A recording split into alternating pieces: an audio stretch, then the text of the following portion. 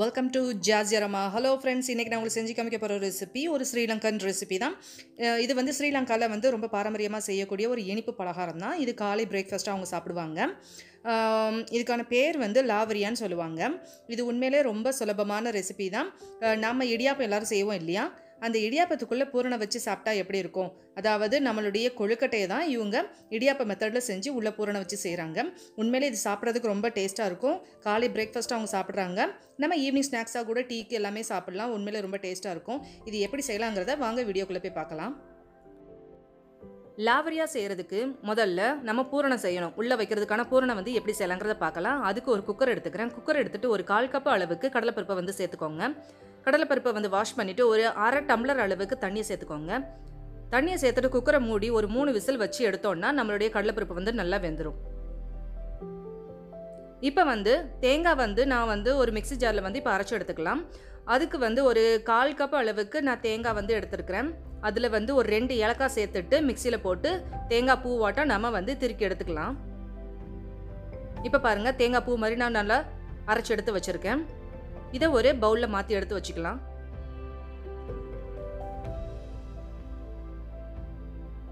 இப்போ வந்து அதுக்கு எந்த அளவுக்கு வெல்லம் சேர்க்கலன்னா ஒரு 300 கிராம் அளவுக்கு நான் வெல்லம் எடுத்துருக்கிறேன். அந்த வெல்லத்தை வந்து இப்போ ஒரு பாத்திரத்தில் போட்டுக்கோங்க. வெல்லம் மூழ்கிற அளவுக்கு நம்ம தண்ணி சேர்த்துக்கலாம். வெள்ளத்தில் நிறைய மண்ணெல்லாம் இருக்குங்கிறதால நம்ம தனியாக வந்து கரைச்சி எடுத்து வச்சுக்கலாம். இப்போ வந்து நல்லா மிக்ஸ் பண்ணிக்கோங்க. இப்போ பாருங்கள், வெல்லம் வந்து கரைய ஆரம்பிக்கு. லேசாக நல்லா சூடு வரும்போது நம்ம வந்து ஃப்ளேமை வந்து சிம் பண்ணிவிட்டு நல்லா வெல்லம் கரையிறதாண்டி வச்சுக்கலாம். வெல்லம் கரைஞ்ச போதும் பாகு வர வேண்டாம். நல்லா இப்போ கரைஞ்சாச்சு. இப்போ கரைஞ்ச உடனே நம்ம வந்து வெல்லத்தை வந்து இன்னொரு பாத்திரத்தில் வந்து வடிகட்டி எடுத்துக்கலாம். இப்போ பாருங்கள், நல்லா வடிகட்டி எடுத்து வச்சுக்கோங்க. இப்போ நான் வந்து அடுப்பை வந்து பற்ற வச்சுட்டேன். இப்போ பாருங்கள், நம்மளுடைய வெல்லம் வந்து நல்லா கரைச்சி எடுத்தாச்சு.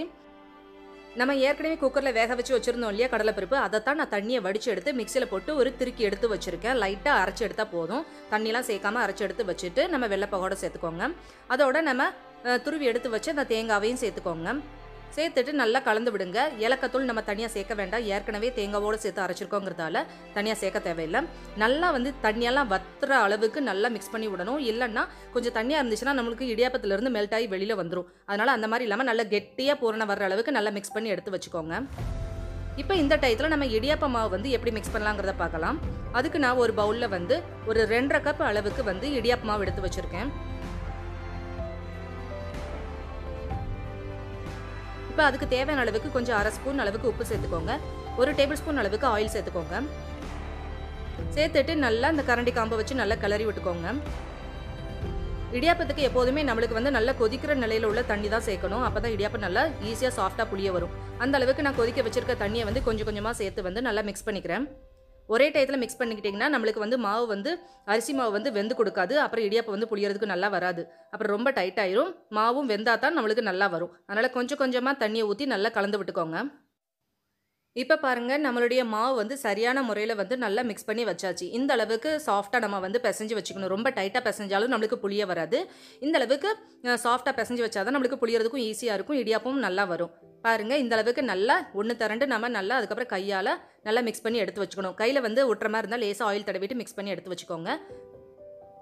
இப்போ பாருங்கள், நம்மளுடைய தேங்காய் கடலைப்பருப்பு பூரணம் பாருங்கள், இந்த அளவுக்கு நல்லா கெட்டியாக வர்ற அளவுக்கு நல்லா கலந்து விட்டுட்டு நல்லா ஆற வச்சு எடுத்து வச்சுருங்க.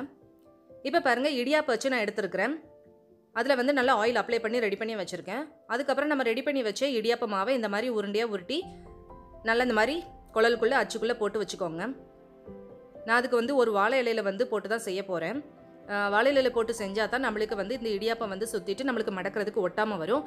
வாழை இலை இல்லாதவங்க பாலித்தீன் ஷீட்டு, அப்புறம் பட்டர் ஷீட்டு, அதுக்கப்புறம் ஈரத்துணி எதுனாலும் நீங்கள் செய்யலாம். இந்த மாதிரி லைட்டாக ஆயில் அப்ளை பண்ணி வச்சுட்டு நம்ம இடியாப்பம் வந்து புளியணும். ஆனால் வட்டமாக புளிஞ்சுக்கோங்க. அப்போ தான் பார்க்குறதுக்கும் நல்லாயிருக்கும். நம்மளுக்கு ஷேப்பும் நல்லா அந்த மடக்கு கொழுக்கட்டை எப்படி செய்வோமோ அந்த மாதிரி நம்மளுக்கு செய்ய முடியும். இந்த மாதிரி நல்லா இடியாப்பத்தை வட்டமாக புளிஞ்சுக்கோங்க. ரொம்ப திக்காவும் புளியக்கூடாது, மெலிசாவும் புளியக்கூடாது. ஹோல்ஸ்லாம் இல்லாத மாதிரி புளிஞ்சுக்கோங்க. அப்போ தான் நம்ம வைக்கிற பூரணம் வந்து வெளியில் ரிலீஸ் ஆகாமல் நல்லா அப்படியே அழகாக வரும். பாருங்கள், இந்த மாதிரி ஓரத்தில் வச்சுக்கோங்க. அதுக்கப்புறம் நீளமாக வந்து கொஞ்சம் கையால் அட்ஜஸ்ட் பண்ணி இந்த மாதிரி வச்சுக்கோங்க. இந்த மாதிரி வச்சுட்டு பாருங்கள், வாழை இலையை மட்டும் வச்சு இந்த மாதிரி லைட்டாக பாதியாக மடக்கி விடுங்க. நம்மளுடைய கை வந்து ரொம்ப படக்கூடாது. பட்டம் வந்துன்னா அந்த இடியாப்பத்தோடைய அந்த ஷேப்பு வந்து போயிடும். பாருங்கள், இப்போ அழகாக நம்மளுக்கு வந்துருச்சு பாருங்கள். அந்த கார்னர்லாம் லேசாக ஓப்பனில் இருந்துச்சுன்னா இந்த வாழை இலையை வச்சு லைட்டாக அமிழ்த்து விட்டோம்னா நல்லா ஒட்டிக்கிடும். இப்போ வந்து ஒரு பாத்திரத்தில் வந்து நான் தண்ணியை ஊற்றி அடியில் வந்து ஒரு கிண்ணத்தை வந்து கவிழ்த்து வச்சுருக்கேன். அது மேலே இந்த மாதிரி இடியாப்ப தட்டை வச்சுருக்கேன். நீங்கள் வந்து இட்லி பாத்திரத்தில் ஒரு தட்டு எதையாவது போட்டுனாலும் செய்யலாம். இப்போ பாத்திரத்தில் தண்ணி கொதிச்சிட்டு இருக்க இந்த டயத்தில் நம்ம மீதி மாவை வந்து இதே மாதிரி கொஞ்சம் இடியாப்பமாக புழிஞ்சு எடுத்து வச்சுக்கலாம். பாருங்கள், இந்த மாதிரி வட்டமாக நல்லா புழிஞ்சு எடுத்து வச்சுக்கலாம். ரொம்பவே மெலிசாவும் பண்ண வேண்டாம், திக்காவும் பண்ண வேண்டாம். இந்த மாதிரி அளவாக பண்ணி எடுத்து வச்சுக்கோங்க. இது வந்து நீங்கள் பூரணம் வச்சுட்டு பாதியாக மடிக்கிறீங்க இல்லையா, இதே மாதிரியும் பண்ணலாம். அதை ரோல் மாதிரியும் நம்ம உருட்டலாம். எந்த மெத்தட்னாலும் பண்ணலாம். இது உங்களுடைய விருப்பம்தான். பாருங்க, நம்ம எப்போதுமே கொழுக்கட்டை மாதிரியே ஒரே மாதிரியே செய்கிறத விட இந்த மாதிரி இடியாப்ப மாதிரி செஞ்சுட்டு நடுவில் பூரணம் வச்சு இந்த மாதிரி செய்யலாம். இது கிட்டத்தட்ட நம்மளுக்கு இடியாப்ப கொழுக்கட்டை மாதிரி தான் இருக்கும். சாப்பிட்றதுக்கும் உண்மையில ரொம்ப நல்லாயிருக்கும். இதே மாதிரியே நம்ம எல்லாத்தையுமே புளிஞ்சு எடுத்து வச்சுட்டு நம்ம இப்போ ஆவியில் வந்து வேக வச்சு எடுக்கலாம். 5லிருந்து ஒரு 7 நிமிஷம் வேக வச்சு எடுத்தாலே போதும். அதுக்கு மேலே ஜாஸ்தி வேக வச்சோன்னா ஹார்டாக போயிடும். சாப்பிட்றதுக்கு வந்து சாஃப்டாக இருக்காது. நம்மளுக்கு டெக்ஸ்சர் வந்து ரொம்ப ஹார்டாயிரும். அதனால் ஒரு 5லிருந்து 7 நிமிஷம் மட்டும் வேக வச்சு எடுத்தோம்னா சூப்பராக நம்மளுடைய அந்த லாவரியா வந்து ரெடி ஆயிரும். அதே மாதிரி இதே மாவை வச்சே நம்ம வந்து மோதகமும் செய்யலாம், கொழுக்கட்டையும் செய்யலாம். அதனால் மோதகம் இந்த அச்சில் வந்து எப்படி செய்யலாங்கிறத காமிக்கிறேன். ஓரளவுக்கு உருண்டை மாவை எடுத்துக்கோங்க. எடுத்துகிட்டு இந்த மாதிரி அந்த மோல்டுக்குள்ளே வச்சு நல்லா ப்ரெஸ் பண்ணிவிட்டு நல்லா அந்த ஓரங்கள்லாம் அமிழ்த்து விட்டுட்டு நல்லா சென்டரில் மட்டும் ஹோல்ஸ் வர மாதிரி நல்லா ப்ரெஸ் பண்ணி விட்டுக்கோங்க. இதில் வந்து ரொம்ப பூரணம் வைக்க முடியாது, அளவோடு தான் வைக்க முடியும். அந்த அளவுக்கு சின்னதாக ஹோல்ஸ் பண்ணி எடுத்துக்கோங்க. இந்த ஒரு மாவுலேயே நம்ம பலவிதமான கொழுக்கட்டை எல்லாமே செய்யலாம் இல்லையா. நம்ம எப்போதும் கொழுக்கட்டை வந்து செய்கிறதுக்கு ஆசைப்படுவோம் இல்லையா. அந்த கொழுக்கட்டை செய்கிற சமயத்தில் நீங்கள் இந்த மாதிரி இடியாப்ப மாதிரி செஞ்சுட்டு உள்ளே பூரணம் வச்சு சாப்பிட்டு பாருங்கள். உண்மையிலேயே டேஸ்ட் ரொம்ப டிஃப்ரெண்ட்டாக இருக்கும். பார்க்குறதுக்கும் ரொம்ப அழகாக இருக்கும். குழந்தைகளுக்கு கண்டிப்பாக பிடிக்கும். அதனால் நீங்கள் இந்த மாதிரியும் வித்தியாசமாக செஞ்சு பாருங்கள். ஒரே மாதிரியான கொழுக்கட்டை செஞ்சால் எல்லாருக்கும் பிடிக்காது. அதனால் இடியாப்ப மாதிரி செஞ்சு சாப்பிடுங்க. உண்மையிலேயே ரொம்ப நல்லாயிருக்கும். இப்போ பாருங்கள், நம்மளுடைய பூரணத்தை வந்து கொஞ்சோண்டு வச்சுட்டு இந்த மாதிரி மேலே மாவு வச்சுட்டு நல்லா அப்ளை பண்ணி விட்டுட்டு அதுக்கப்புறம் நம்ம வந்து ஓப்பன் பண்ணோன்னா சூப்பரான நம்மளுடைய மோதகம் வந்து ஈஸியாக ரிலீஸ் ஆயிரும். பாருங்கள், பார்க்குறதுக்கு அழகாக இருக்குது இல்லையா. பாருங்கள், ஈஸியாக ரிலீஸ் ஆயிடுச்சு பாருங்கள். நல்லா அந்த மோல்டில் வந்து கண்டிப்பாக வந்து ஆயில் இல்லை நெய் வந்து அப்ளை பண்ணிவிட்டு செய்யுங்க. இல்லைனா வந்து அந்த கொழுக்கட்டை வந்து ஈஸியாக ரிலீஸ் ஆகாது. இப்போ பாருங்கள், நம்மளுடைய லாவரியா எப்படி வெந்திருக்குங்கிறத பார்க்கலாம். பாருங்கள், உள்ளே வச்சிருக்க பூரணம் கொஞ்சம் கூட ரிலீஸ் ஆகாமல் சூப்பராக அழகாக வெந்திருக்கு பாருங்கள்.